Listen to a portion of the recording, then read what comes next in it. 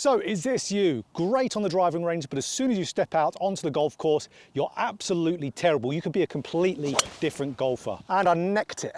Well, I'm going to show you exactly why that is and how to fix it really quickly, because there is two main reasons. And the first one here, every single amateur golfer does. You're all going to improve after improving this very first one. So let's get straight to it.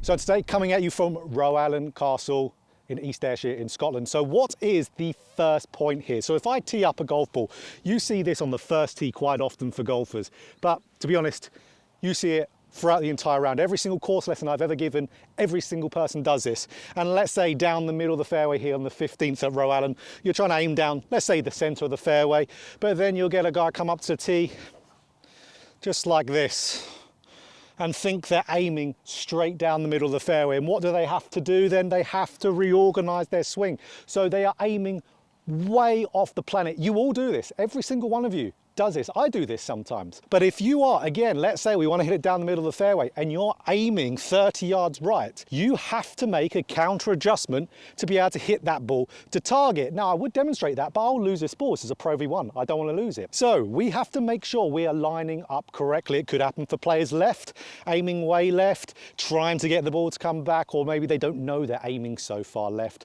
Regardless, we've got to fix it. So to fix this, two things I want you to do. One of them is optional, but ultimately when you're lining yourself up, what I want players to do is do what we call picking an intermediate target. So we've got our, let's say, our target down there. Let's say again, it is just down the middle of the fairway. There's a bunker there on the right, if you could see it. I would want to be a smidge left of that, about 10 yards left of it. So what I would do, I would get my club shaft up and I'd line it up with that portion I want to line up with. So you see the likes like Justin Rose do this all the time. Loads of the tour players do. And what I'm doing when I'm creating that line between over my ball and to my target, you might just be able to see my back there, but I am then going to see, okay, it's covering a little spot right in front.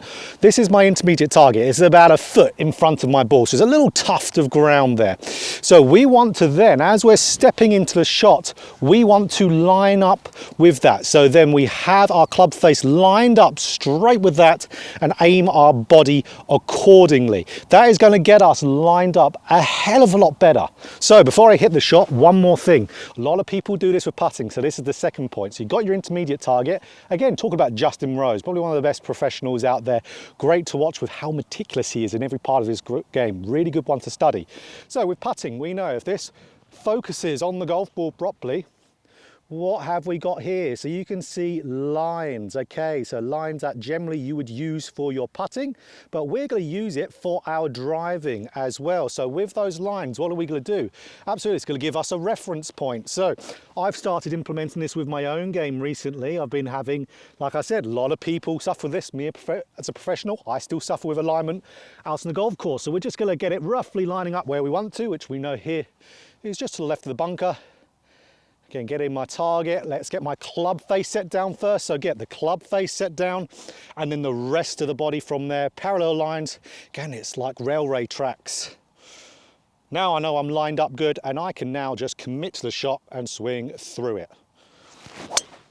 So if we can do that, we're going to have a much better time to be able to translate more from what we do on the practice ground, on the driving range, to the golf course. Because what we're doing on our driving range, we're aiming with a bay. The bay is lining up, again, has a target it's set up to. Most players will be doing block practice, hitting shots, lining up with just the bay. Maybe they've got an alignment stick down. That doesn't happen on the golf course. You have to line yourself up every single time. So make sure you do that. It's not going to be perfect, but it's going to be sure a lot better than if you're aiming at nothing, because you're going to hit that every single time. So number two, and that is your acceleration profile. So don't be scared. All that really means is, are you rushing or are you not? So commonly what we see with players when they're on a range, nice smooth transition, nice smooth gradual acceleration through the downswing, and then they get to the golf course and it's just rushed as anything. Maybe not that extreme, but if we are going and we are rushing, especially that start of the downswing, it's going to throw off our sequencing. So if we're making the part where we're applying force right here at the top of the backswing going into the downswing, that can quite often for players give them a much more pronounced out to in, over the top move if that's their tendency. Or if it's a player like me, I can suffer with this every now and again as well. I'll get a little bit pulley down with the hands straight away, get the club a little bit trapped behind me. So we want a gradual acceleration through that downswing. We want it to be picking up speed, and we want to feel the part where we're applying the force through impact. That's going to give us a great look for our club path more consistently, and it's going to get us through the shot. I see it all the time for club golfers, finishing through, everything's fast here, and then they're still on this back foot, and you see them on the driving range lovely and through it. It's because their acceleration profile is off, they're rushing. Think of someone like Xander Schauffele. What is he like at the top? He's nice and kind of relaxed there, and then he turns through that shot. Give it a little bit of a wait, a little bit of a patience. Feel like it's pausing there for about a second or two. Again, this is something that I really suffer with as well. So this is where your tempo and your tempo for you as an individual might make it look faster or slower than others, but you still want to feel nice, slow and smooth. That's going to give you good club paths, it's going to give you good speed at the right point, and it's going to get you through the shot. So it's going to help for your accuracy, your distance and your striking. So, okay, we're on the fairway here, so we can't line up our ball. So we know, okay, well, from the first point, we want to line it up with our club shaft over the ball, over to the target, which will be at the flag here for this shot. So, okay, now we're moving through. Getting my club behind the ball first. I've got my intermediate target, which is right in front of the ball. It's easier to aim with something that's a foot in front of you than, let's say, 200 yards away. Now getting the rest of my body lined up accordingly. Now nice and smooth as I start that downswing, picking up the speed throughout the shot. And that's a nice shot there, just drawing back to the middle. But that's going to be absolutely fine. So if we can follow those 2 points, you're going to have a much better course game. It's going to resemble your range game. Now again, on the driving range, you're always going to be that little bit better. There's no consequence. You haven't got a scorecard. You haven't got that 200-pound pencil in your pocket marking your scorecard. So you're always going to be a little bit worse here. It's a reflection again. I guess we could say bonus point here.